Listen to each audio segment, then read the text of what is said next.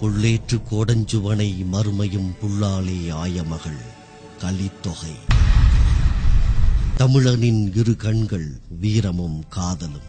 வீரத்தின் அடையாளங்களில் மிஞ்சியது ஜல்லிக்கட்டு. இன்று தடை செய்யப்பட்டது ஜல்லிக்கட்டல்ல, தமிழ் இன பண்பாடு.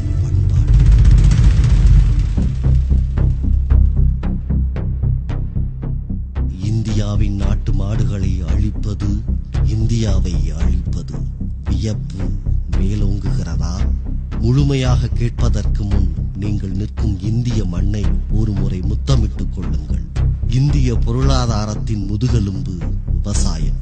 நாட்டு மாடுகளை அழிப்பதற்கான சூழ்ச்சி என்பது இன்று தொடங்கியதல்ல. அதற்கான தொடக்க புள்ளி வைக்கப்பட்டது 1760. இந்தியாவிற்கு ராபர்ட் கிளைவின் வருகை 1755. தமிழகத்தில் அவனை புருவமுயர்த்த வைத்தவை இரண்டு. ஒன்று நமது குருகுல கல்வி, மற்றொன்று தமிழனின் விவசாய நுணுக்கம். தமிழனின் வளர்ச்சி அவனை ஒருத்தியது. அவன் நாட்டை சார்ந்து நாம் வாழ அவன் செய்த முதல் சூழ்ச்சி விவசாயத்தின் கண்கள் ஊசியேற்றுவது செய்தான். அதுதான் பசுவதை கூடங்கள்.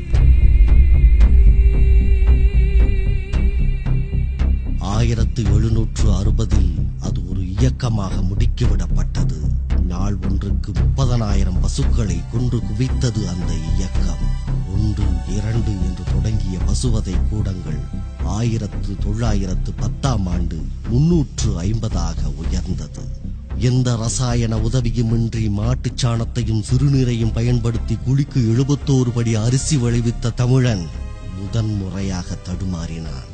அந்த இடைவெளியில் இந்தியாவில் இறக்குமதியாகின வெளிநாட்டு ரசாயன பொருட்கள்.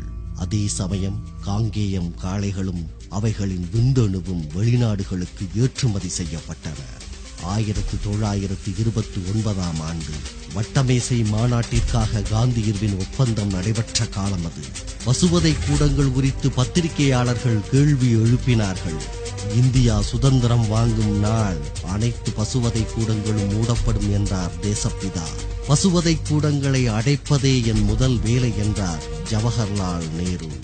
இந்தியா சுதந்திரம் அடைந்தது, பொருளாதார வளர்ச்சியும் அடைந்தது.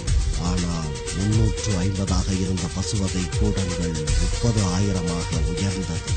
தில்லியில் மட்டும் 11,000 பசுவதை கூடங்கள். இவை பொன்னால் பொறிக்கப்பட வேண்டியவை. மணிக்கு 10,000 பசுக்களை கொள்ளும் திறனுடன் ஓங்கி நின்றது இயந்திரவியல்.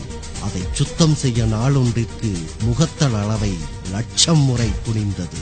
அன்று வைத்த தீ இன்றும் அணையவில்லை. இன்றைய பொருளாதார நிலவரப்படி புள்ளி விவரப்படி இந்தியாவில் மொத்த மாடுகளின் எண்ணிக்கை 720 லட்சம்.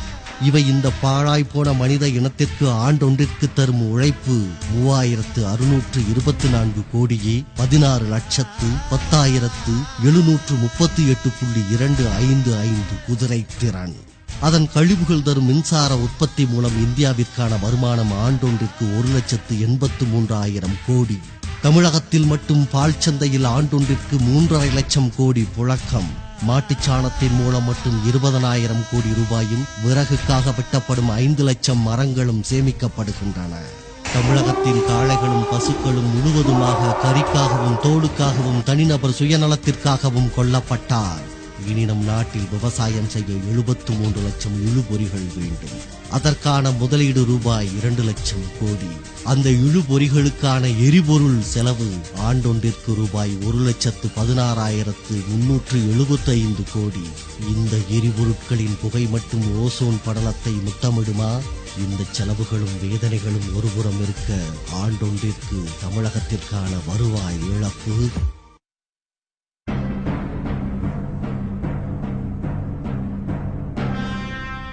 நம் காங்கேயம் காளை பிரேசிலில் 1 கோடி ரூபாய்க்கு ஏலம் போனது நம்மில் எத்தனை பேருக்கு தெரியும்? திராவிட மக்களே, பொறுமையாக கூறிக்கொள்ளுங்கள். நாம் முதல் தலைமுறை பட்டதாரிகள் அல்ல, கடைசி தலைமுறை விவசாயிகள்.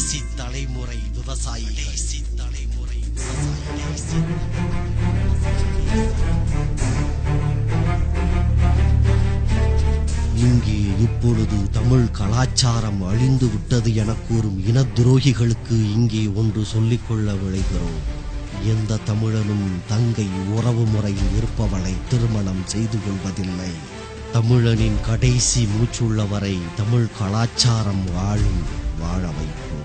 பட்டுப்பூச்சியை கொன்று பட்டுடுத்தி பன்றி கொழுப்பில் முகப்பூச்சு தடவி எம் பசுவை கொன்று அதன் தோலுரித்து செருப்பணிந்து தொலைக்காட்சியின் முன்பு நின்று பசுவை காப்போம் என வெட்கமின்றி நீ பேசும் குழுகுறையால் தமிழ் மண்ணை நேசிக்கும் ஒவ்வொருவனின் ரத்தமும் கொதிக்குதடா. காளை என் பிராணி அல்ல, என் வீட்டில் ஒருவன். எம் விரல் கொண்டே எம் கண்ணை குத்தும் சூழ்ச்சிகள் நிலைபெறாது, விளைபெறாது.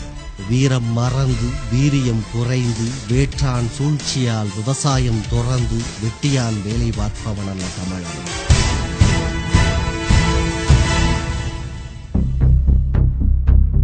ஆயிரம் உண்டிங்கு ஜாதி எனில் அந்நியர் வந்து புகழென்ன நீதி. ஓ தாயின் வயிற்றிற் பிறந்தோர் தம்முட் சண்டை செய்தாலும் சகோதரர் என்றோ. ஒன்றுபட்டாலுண்டு வாழ்வே, நம்மில் ஒற்றுமை நீங்கில் அனைவர்க்கும் தாழ்வே. நன்றிது தேர்ந்திடல் வேண்டும், இந்த ஞானம் வந்தார்பின் நமக்கது வேண்டும். எப்பதம் வாய்த்திடுமேனும் நம்மில் யாவர்க்கும் அந்த நிலை பொதுவாகும். 30 கோடியும் வாழ்வோம் வீழில் 30 கோடி முழுமையும் வீழ்வோம். புல்லடி மைத்தொழில் வேணி பண்டு போயின நாட்களுக்கு கிணிமணம் நாணி தொல்லை இகழ்ச்சிகள் தீர இந்த தொண்டு நிலைமையை தூவென்று தள்ளி வந்தே மாதரம் என்போம், எங்கள் மாநில தாயை வணங்குதும் என்போம். நீங்கள் நிற்கும் இந்திய மண்ணை ஒருமுறை முத்தமிட்டுக் கொள்ளுங்கள். தமிழன் என்ற உணர்வுள்ளவன் வாழும் மட்டும் தமிழ் கலாச்சாரம் அழிவதில்லை. ஜெய் ஹிந்த், ஜெய் ஹிந்த், ஜெய்.